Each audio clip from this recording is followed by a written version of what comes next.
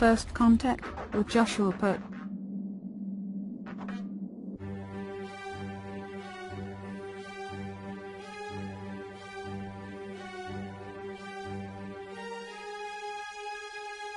Good morning, Earthlings. How you doing today? Welcome to First Contact Radio. It's good to be back with you. I've taken some time off. It's been nearly 3 months since I've done a show, but I am back now, and I will be continuing to do the shows. The reason I chose today to start back up is because today is Rosh Hashanah. Rosh Hashanah is the beginning of the new year on the Jewish calendar. And the Jewish calendar, as you know, is the calendar that is most aligned with the Bible. The reason that I mention the Bible is because the Bible is one of the books that, if you live here on planet Earth, is one of the important books that we have been told that we should be reading and be aware of what's in there, because it tells us a very important story and lessons for our lives. So that being the case, today seemed to be a perfect day to get started, today being the beginning of the year on the Jewish calendar. Now, on the Jewish calendar, even though it's the beginning of the year, their calendar is actually in the 7th month. We just left the month of Elul, and we are now going into the new month and have entered the new month of Tishri, from Elul to Tishri. Now, the month of Elul prior to this was a month and a time period where we were able to gather our thoughts, where we're able to take a look at our lives, do a little bit of introspection, and then seek out the forgiveness that we need to clean up our lives so that we can move forward. That is the whole idea of what this is about. Continuing to make improvements, and sometimes we have to let go of the things that are no longer serving us.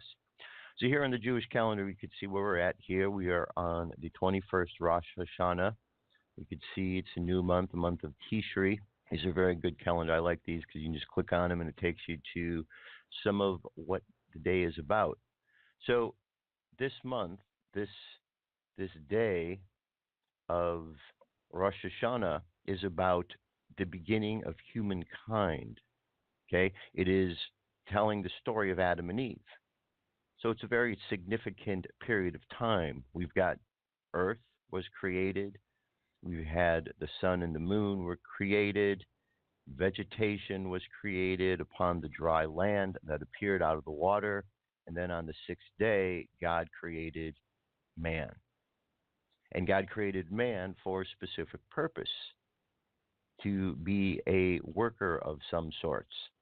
Now, here is where the story takes an interesting twist, because we have various different versions of the Genesis story out there. We have the biblical story of Genesis, but when we read through that story and we see the various characters involved, we can't help but notice that those same characters in the book of Genesis and that same storyline is very similar to the Babylonian story of creation.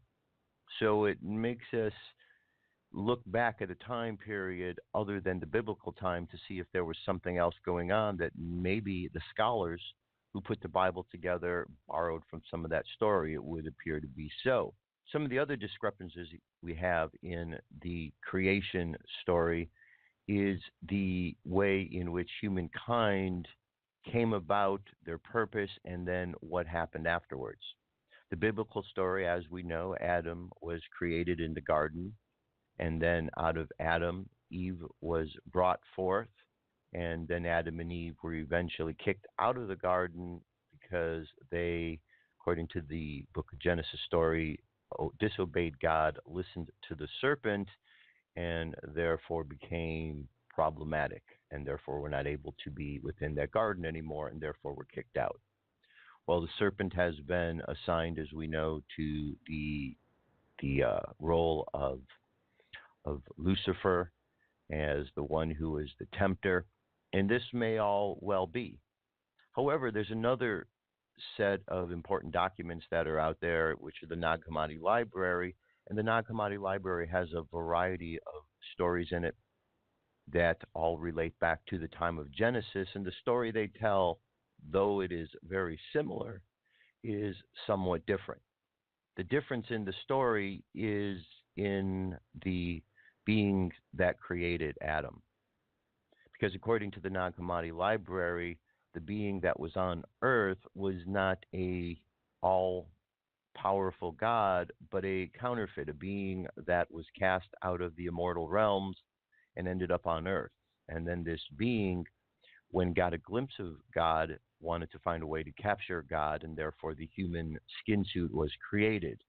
And the first one was Adam, was created with all of the goodness and all of the blessings and everything that this being and all of his assistants had, and they put it into this being.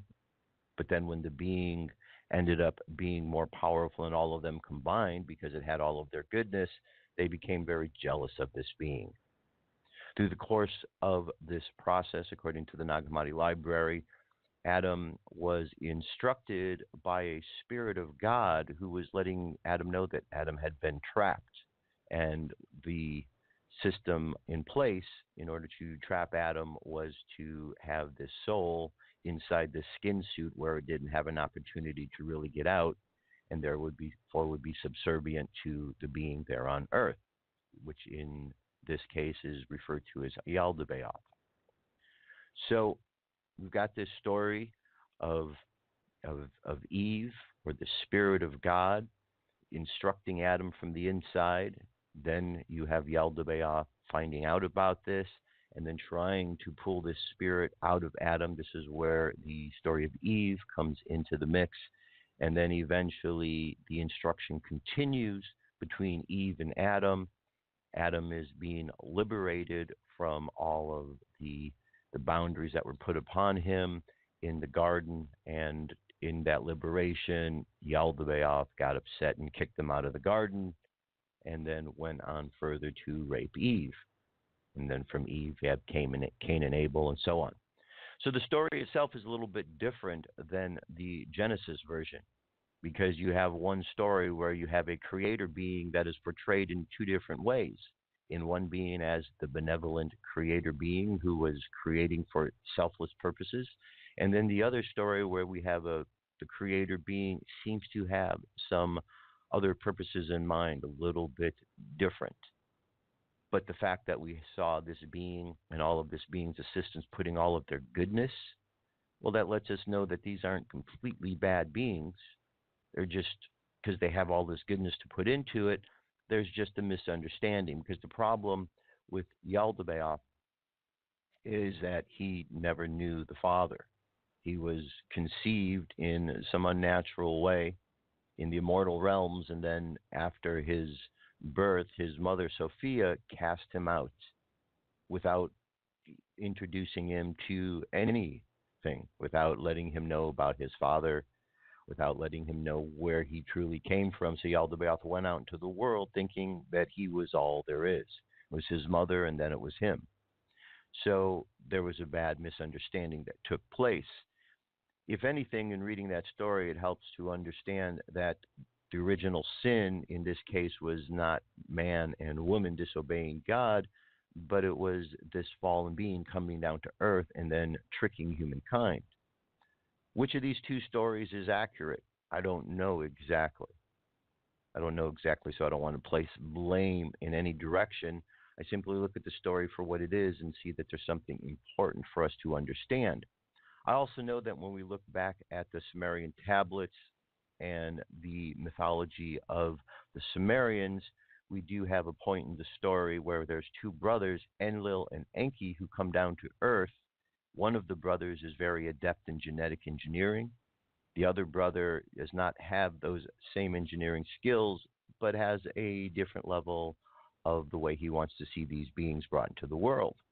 The one being who was the creator of these beings, he had compassion for them. He did not want to see them become a slave race, whereas the other brother wanted to see them be subservient, and therein lied the problem.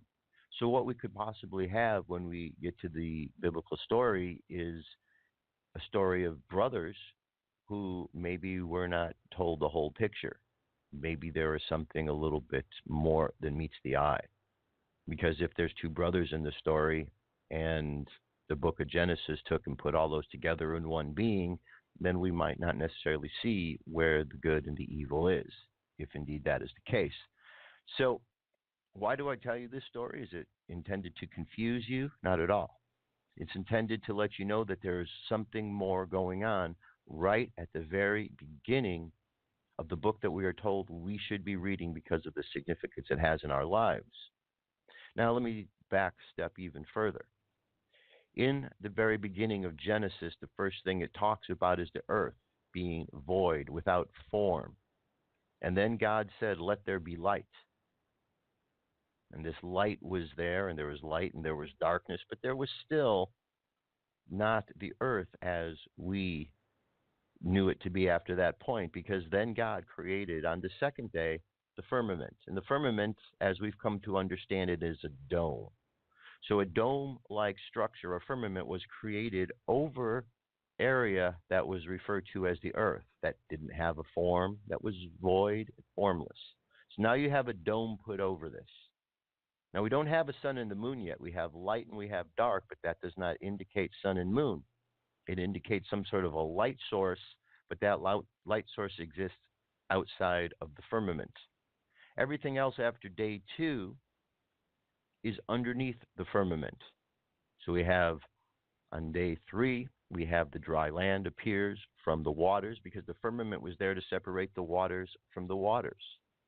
So whatever we are living in, to some degree, it is considered to be waters by those who understood the biblical significance of what the firmament was about. So under the firmament, we now have the dry land appearing. And then after the dry land appears, there's vegetation that is able to grow upon the land, food, trees, things of this nature. And then after this, we have the sun and the moon. Maybe backtrack. The day before this, on the fourth day, we have the sun and the moon. So under the firmament, you've got the sun and the moon, you've got the dry land, you've got all the plants, and then finally you have Adam and Eve. So we have a discrepancy, because if we look at how science depicts the world, we have the earth revolving around the sun. However, the book of Genesis shows us and describes the sun being created on the fourth day underneath the firmament.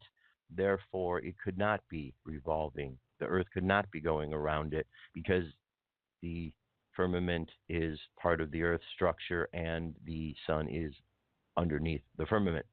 So we have some discrepancies there to be looking at. Again, what's the point of this? Is just to understand that there's more to the stories than what meets the eye, and we need to take further looks. Getting back over here to the purpose of Yom Kippur or Rosh Hashanah, it is in remembrance of this beginning times and remembrance of what took place prior to our being here, so that we might be able to move forward with even greater success than we've had in the past. Here's a daily thought here. Happy birthday, universe. Every year our sages taught that the cry of the shofar, the entire universe is reborn. And so at that time, with our resolutions and our prayers, we hold an awesome power to determine what sort of child this newborn year shall be, how it will take its first breaths, how it will struggle to its feet, how it will carry us through life for the next 12 months to come. In truth, it is only once a year. At every new moon, in a smaller way, all life is renewed again. And so to this early morning, we are all reborn from the nightmare taste of death, and at every moment, in the smallest increment of time, every particle of the universe is projected into being out of absolute nothingness, as it was in the very beginning, which is why there is always hope, because at every moment, life is born anew, and we are the masters of how this moment will be born. Okay? So we just had a new moon. It was just yesterday. The 19th, late at night. So we're at a new beginning phase. Now, I always believe, and you've heard me say many, many times over these last 7 years, you've heard me talking about energy, that everything around us is energy. You just heard the description of the firmament, which is the dome, which goes over the earth, which means there is a boundary up above. And then we have the land, So between the land and the firmament, we've got this space. And within this space, that is referred to as kind of water-like, because the firmament divided the waters from the waters, we have all sorts of energy bouncing around. We have the energy from the planets and the stars that are energizing this field of energy, but we also have the energy that's coming off of the people. Everybody gives off energy. We have the energies that are coming off of electronics and technology. We have communication and words that are being spoken through all different media. And we have all kind of thoughts that are projected into the world. And when we go out into the world each and every day, we are confronting these things, each and every one of us. Right now, there's a lot of anger going on in the world. You know it, I know it. We can't pretend that it doesn't exist. It's the elephant in the room. Anger is going on, and people are flipping out. What we need to do is we need to understand why this is.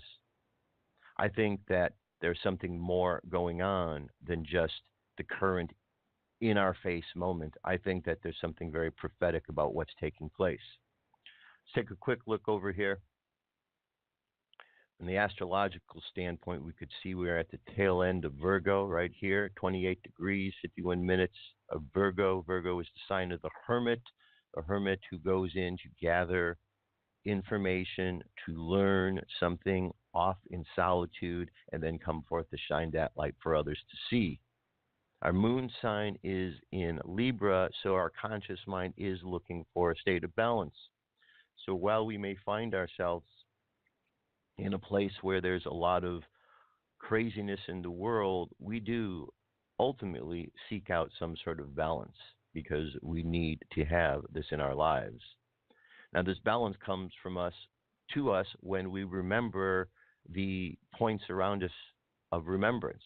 And this is one of the important things about calendar systems, systems of timing, of keeping track and account of certain important days. And this is what the Jewish calendar does. As I said, it's connected right in with the biblical calendar. We've now entered year 5778. Here we are at the Feast of Trumpets. This is the Jewish New Year. Feast of Trumpets has arrived here today and tomorrow. The next one will be the Day of Atonement, Yom Kippur, coming up at the end of this month. And then we move on from there to Feast of Tabernacles on in October, and then Hanukkah coming up in December. Okay, so it's important that we take time out just to recognize these things that are taking place around us. Now, I believe there's some prophecy taking place in the world. There's a lot of people who study prophecy who believe the same thing. I wanted to bring up the definition of prophecy so we could all take a good look at this here. It says prophecy involves a process in which one or more messages are allegedly communicated by a god. Such messages typically involve inspiration, interpretation, or revelation of divine will concerning the prophet's social world and events to come. Prophecy is not limited to any one culture. It is a common property to all known ancient societies around the world, some more than others. Many systems and rules about prophecy have been proposed over several millennia. So prophecy is an important way in which we're able to look forward. It's a way that we can look at the Bible, for instance, and read stories and determine that these stories that are being told are prophetic in that they are telling us about future events that will happen in our lives. We've been watching for a long time to see these future events, what they might be, how they might unfold in our lives, and we are seeing them right now. The book of Revelation is a book that has been followed by many scholars in order to try to find out what timings might be playing out in our lives. And though it may not be known the actual date, there have been many who have tried to determine a date. Sometimes there is more activities than others that occur in these dates, but thus far they have simply been just guesses at this point in time, and the only one who really seems to know is God, which is what God said. So we have these prophecies playing themselves out in the world around us. And one of the biggest prophecies that I believe that is going on is a prophecy that is unfolding in the book of Revelation, which is this battle between this beast and Archangel Michael, who is helping to clear the way for the Messiah. Okay? Question is, who are these various players? Well, I've already determined who I believe these players are. I use word clues. This is how I've determined it. It's not the only way of looking at something, but it's one of the ways that I've looked and have come upon some of these determinations. When I look at the book of Revelation, one of the words in there is the word abomination. It is spelled with an A, abomination. I would try to see if there's anything similar sounding to that in our world. Well, during the course of the 8 years when Barack Obama was the president, the nation of America was an abomination. Though it is not spelled the same way, it does sound the same, so I put that down as similar sounding word clue, and I'm going to go and see if there's another one. Well, the book of Revelation talks quite a bit about trumpets. And whenever a trumpet blows, a trumpet would usher in something. It would be an announcement of something important. So Trump and Pence together, trumpets, sounds an awful lot like trumpets, and there's another word clue. So we've got abomination and we've got trumpets. Okay? And keep going through. You have the Antichrist religion, which is referred to, and you've got the Nation of Islam, which does not believe in the Christ. They are out killing those who believe in the Christ. They are so against the Christ. They believe that those who do believe that Jesus Christ is God's Son are blaspheming Allah because, according to them, Allah did not have any children or offspring. Therefore, it is blasphemy, and simply by their own ideology, they are the Antichrist religion. So here we have trumpets, we have the Antichrist, we have the abomination, and they look and see what's going on in the world and this battle that's taking place. Anybody who has spent any time studying about New World Order agendas would understand that there has been a grip upon the United States of America for well over 100 years, certainly in terms of the media manipulation, but in terms of those who were trying to control America for a long, long time. And so here we are with an opportunity to move past that, and Donald Trump is everything that the New World Order is not. Okay? Simply by studying that, one would understand. And that those who are involved with the New World Order, well, they represent the very tentacles of this multi-headed beast that is out there. Book of Revelation tells us who's fighting the multi-headed beast. It's Archangel Michael. Here on earth, who's fighting the multi-headed beast? Donald Trump. Therefore, in my mind, Donald Trump is either playing the role of Archangel Michael, or he indeed is Archangel Michael. I've heard many try to assign him the role of the Antichrist. He's not the Antichrist. Listen to him speak. See what he's about. Understand the things that he is saying, and you realize that he is not the Antichrist. He is the one who is ushering in and leading us into the next phase. Now, let's see what others have to say about this, because there's some very significant things to what I'm saying. Rabbi predicts Trump will usher in the second coming. Okay, to usher in like a trumpet. The trumpet blows to usher in or announce the arrival of something.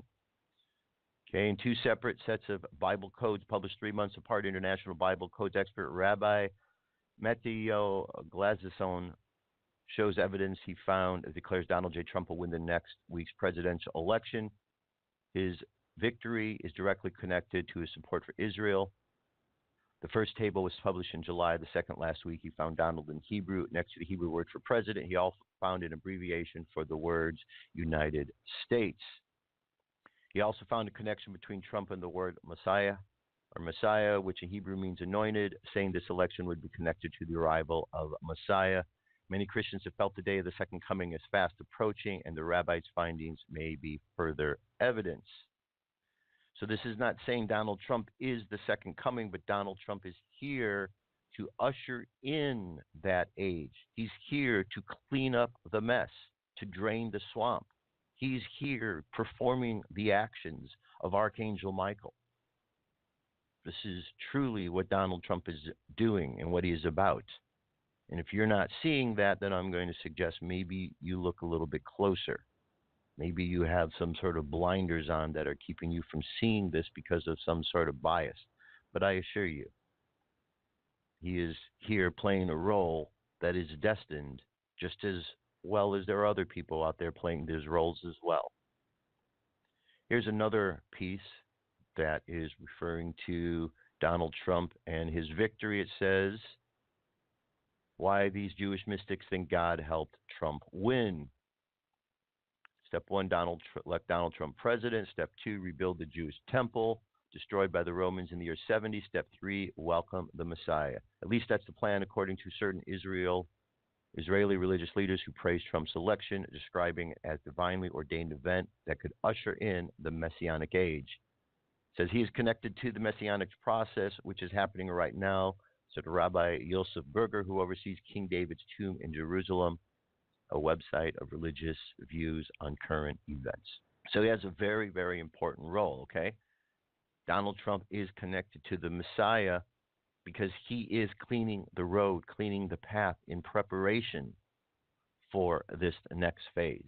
Anybody seeing what President Trump is doing cannot deny that he is cleaning up the mess. But he is facing a lot of ridicule. He's facing a lot of those who are fighting against him, those who appear to even be on the same team. But just watch what he's about. Just watch. He is here from God, and I believe that with all of my heart. And as I said, I believe he is playing this role of Archangel Michael, if not that he is actually Archangel Michael, one of the two. Now, here's another piece. This is something that you might want to watch. This is the unseen prophecy from Clement of Donald Trump. This one particularly goes back to 2014. In the course of this, he talks about Donald Trump becoming president of the United States well before anybody ever thought of Donald Trump being president of the United States. There's many predictions and prophecies that Kim Clement made that have come to pass. It's well worth your time to listen to this. If you look up the word prophecy in Donald Trump, you will find that there is many other prophecies out there. There is a fireman who received a prophecy years before Donald Trump was even thinking about going into office. And that has been fulfilled as he was told. And there's been a number of other cases. So something about what is happening right now is very prophetic. This is not by coincidence that this is happening. The players that are playing this game on a high level are in there because they are destined to be there. So as you go forth and as you see this day of what's happening and you listen to the complaints that are out there, just know that God has things under control, that God has his players in the game to take care of the problems, and that God, as always, will see us victorious, because that's really the only game that God plays, the game of victory. So let's just take a moment just to kind of appreciate who we are at this moment, appreciate the fact that we were created upon this earth, appreciate the fact that we have an opportunity to evolve and grow closer to God each and every moment, and with this new year that we have an opportunity to be able to let go of all of our past ways of unsuccessful activities, and that we can move forward into a time of great abundance and prosperity. Have a great day. Happy New Year to you. I will be back tomorrow. That's it for today. Love you. Keep loving each other. Peace. I'm out of here.